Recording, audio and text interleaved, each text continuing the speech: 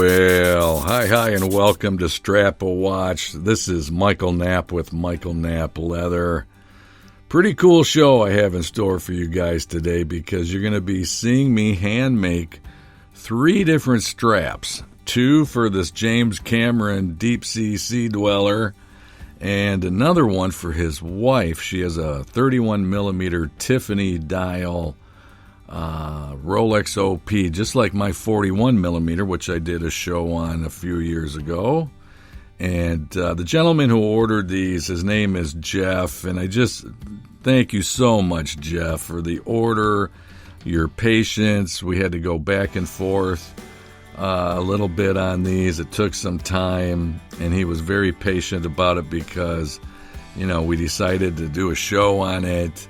And he knew, anytime I do a show while I'm doing a strap order, it takes me twice as long to make that strap because I'm moving cameras, I'm moving lighting, all that kind of stuff. So, and then this was 3 straps, so it took 3 times as long.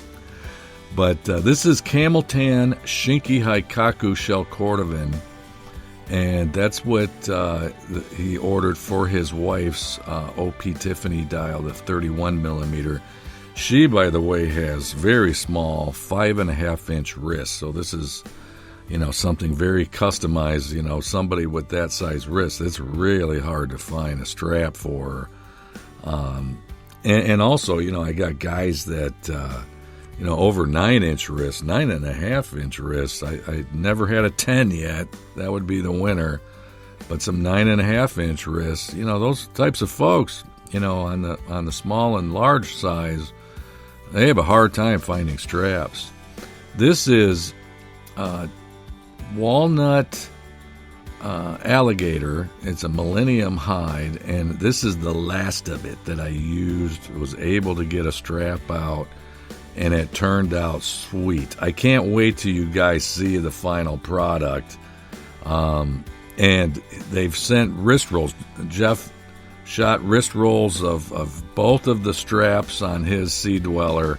And then the wife also sent a wrist roll of her Camel Tan Shinki Hikaku on her Tiffany. So you'll get to see all the final product and those shots at the end. So please stay tuned. But yeah, my supplier is out of this as well, so it's I've been in touch with them. They know that I need some, but if you try ordering, you'll see on my website that this is currently out of stock. So another thing too, I kind of want to have a little bit of a voting, and wait till the end until you see both straps on his James Cameron to decide which one you like better. All right, the blue, it's a Zool blue alligator, and then the walnut brown alligator. So I know what mine is, and I'm going to wait and tell you towards the end. So because of these being Rolexes, we're getting curved spring bars, and he ordered quick release curved spring bars. So the lug width on that Sea Dweller is 22 millimeters, and on the Tiffany, the 31 Tiffany, it's 16, which I didn't have any of those in stock, so I had to special order those. That was another reason, the strap build took a little while because I had to make sure I had everything on hand ready to go when I made them. So, and there's my logo on the buckle end for the Tiffany, and you're seeing me emboss this. This is my auger press that I used to do this, and this is the unit that almost cut my left thumb off a few years ago. So you'll see this bar that comes down right there. It's held in by some kind of a set screw that just released while I had a cutting implement underneath that, and it hit my thumb. And man, I thought I cut my thumb off. Honest to God, I thought I cut my thumb off. And to this day, my nail it's still split. It's never grown back as a solid nail on my left thumb. And I have lost feeling on the inside tip. But Thank God. I still have a thumb. So here you're seeing me getting ready to glue in the 2.5 millimeter pads and how I do that. So you're getting to see a lot of steps I don't normally showcase. I can't showcase each and every step when I'm making a strap. I mean, it's just impossible. There's so many little steps, and then you got to wait for the glue to dry and different things to, edging to dry and all that kind of stuff. When I glue the upper and linings together, I let them dry overnight. The recommendation is a minimum of 4 hours to wait before, working with it again. And I usually I do it typically at night where I let it be able to dry overnight. But if I have to do something during the day, I got to set it down for at least 4 hours and then come back. So each and every strap without filming averages about 8 hours a strap.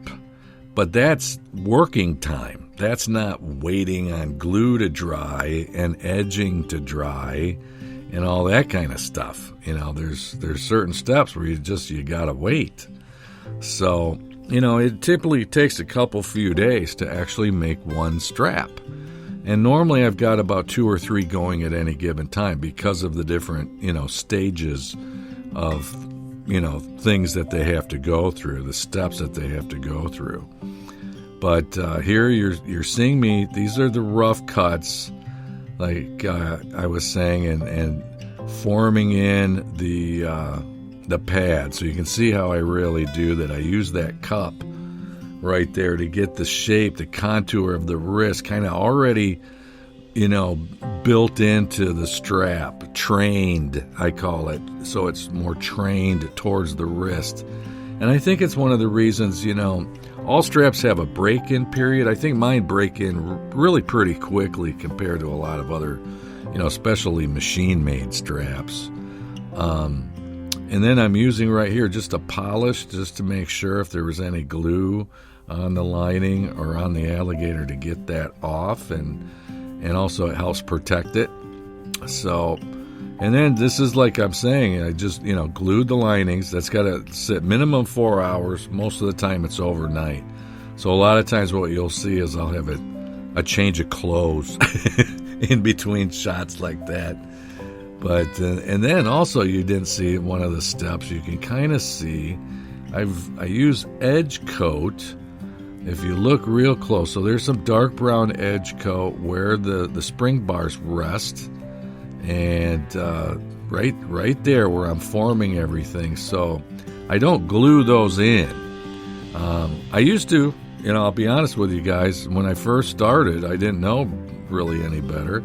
And I did glue the spring bars in, and, you could always break them out and pull them out. You could. You just have to release the glue. But I no longer do that. Now, on a quick release, the quick release types of spring bars, they're actually built into the strap. And on occasion, I've had a few people where they might order a 20 millimeter quick release spring bar and come to find out it's 19. Mike, I can't get the strap on the watch. And they ordered 20. And they thought it was 20, but it's actually 19. And I'm like, okay, well, let's double check, your specs completely. And, oh, yep, it's 19. And so they have to ship the strap back to me. And I have a system where I can actually get that 20 millimeter out and, put in a 19. I can. The individual wouldn't be able to do it. I mean, any good leather crafter probably would be able to do it, but, it's something you don't want to have to do. I cannot tell you how many times I've had people order wrong size spring bars, sizes of the wrist, the length size. I have a sizing chart.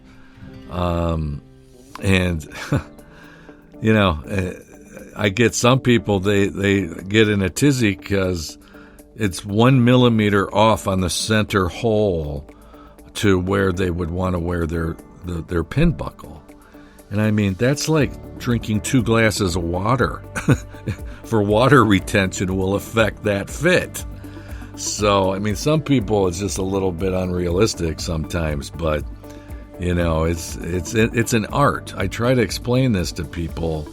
My straps are an art for me. You know, I view watches, mechanical watches, as works of art. I really do. And this is my art. I've had people, you know, I'll tell them, you know, I'm so far behind on strap orders. I'm at, you know, at one time I was at a 3-month turnaround time. Right now I'm at about 5-6 weeks.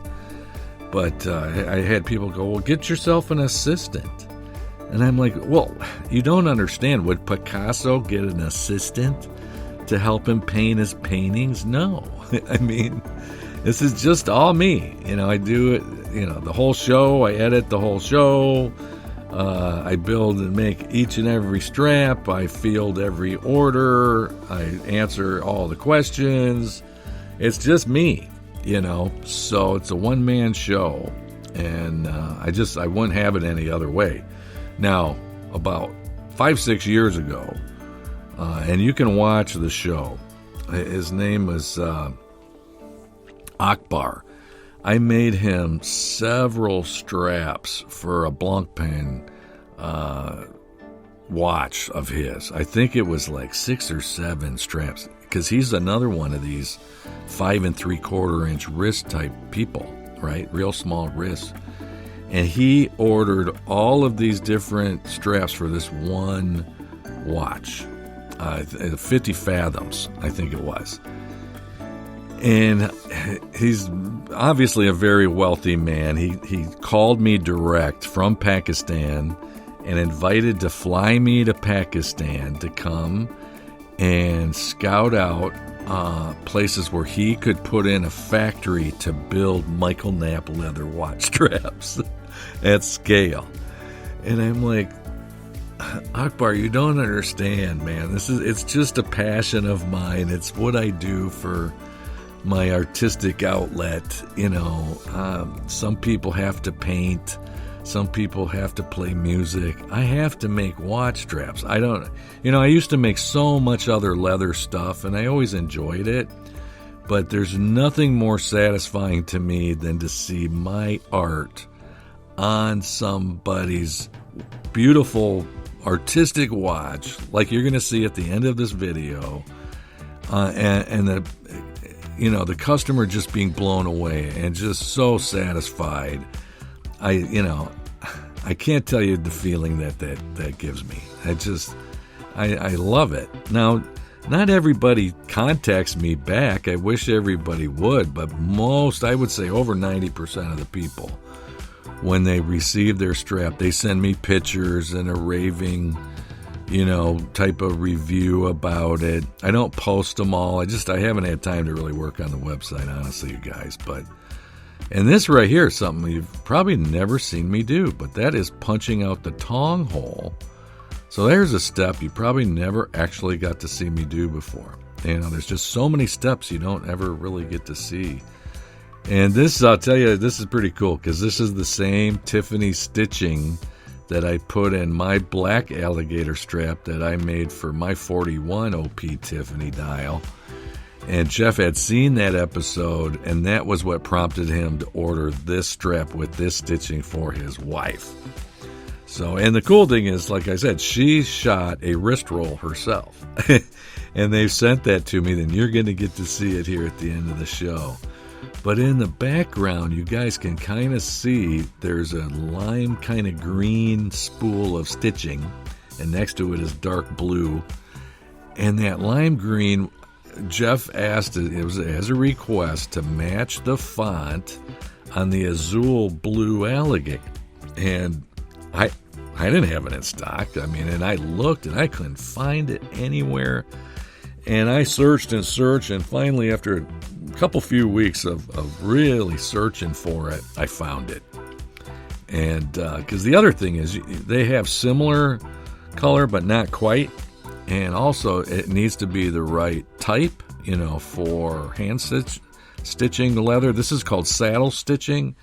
Not all thread is made for saddle stitching, especially with my style. It has to be what's called flat, and this is .06 thread, flat waxed stitching thread for saddle stitching.